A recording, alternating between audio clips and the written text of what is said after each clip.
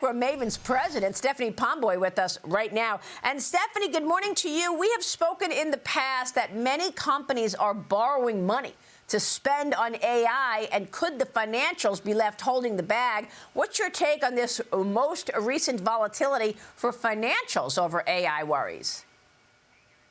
Yeah, absolutely. I mean, I think there's certainly a risk that there's some malinvestment in there. Obviously, AI is a transformational technology and something that will require enormous capex, but it's clear that these numbers that we're running up now, I mean, I think we're looking at something in excess of $700 billion this year in AI-related capex, which is enormous.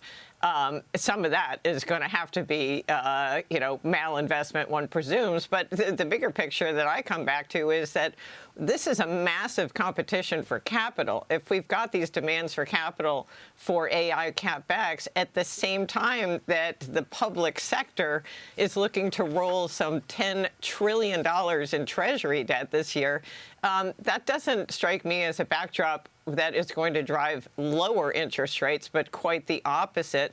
And I think what I worry about the most are the highly levered, low-quality balance sheet companies who are also looking to roll debt, who are going to be left by the wayside, because why would you lend to them if you can lend to, one of the top, one of the Mag 7, strong performer S&P companies? So, or even, if you have no tolerance for risk, the federal government. So that's what I am really concerned about. As you know, I've been concerned about corporate credit quality and the potential for a credit bust for a long time. Yes, you sure have. All right, we are now at 8:30. We want to get the jobless claims numbers. Right to Cheryl we go. Go ahead, Cheryl. Right, so we came in at 227,000 for the week ending February 7th, Maria, but this is actually an improvement from that number that we got last week. Just want to add that to kind of the positive news we got yesterday for the labor picture. The estimate was 222. We came in at 227, but again, that's falling week to week, so that's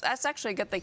1.862 million on the continuing claims number, a little bit higher than expected, and that is a little bit higher than the previous read we got on continuing claims. We're going to look ahead to January CPI tomorrow, and again, watch those healthcare jobs when it comes to the jobs picture overall. That was the big story yesterday. About an 8% bet we're going to get a March interest rate cut, Maria. So not a lot of positive vibes out there for an interest rate cut.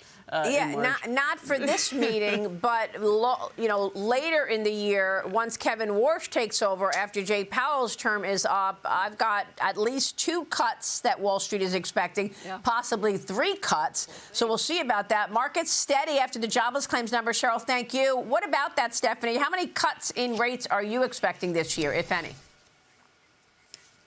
Well, I do expect cuts. I think that the June-July debate is interesting because we're going to get into some challenging base effects, not to get too nerdy on you, but the May CPI print last year was just 1/10. Actually, from the March, April, May period last year, we have very challenging comps because we had really low inflation reports back then. So the potential for an upside surprise is pretty high. So if you imagine that the May print comes in hotter than expected, that number is going to be reported about a week before the FOMC meeting that will be Kevin Warsh's first meeting.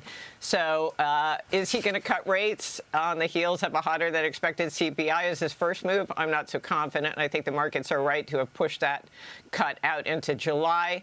Right now the markets aren't really so aggressive in their expectations for rate cuts. Gone are the days when we were waiting for, 100 basis points of cuts over the next 12 months. They've got maybe, a little more than 2 cuts in the pipeline. And, right now I have no issue with that. My concern, though, is that in the near term, those inflation numbers are probably likely to run hot.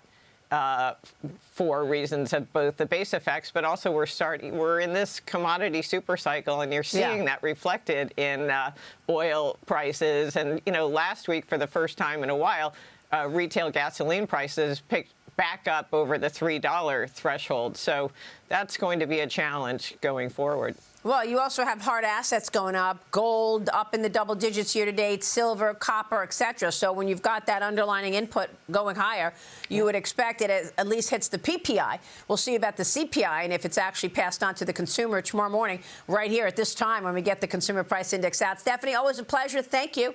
Have a great week, Thank you so much, Maria. and we will see you later. Stephanie Pomboy, stay with us. We'll be right back.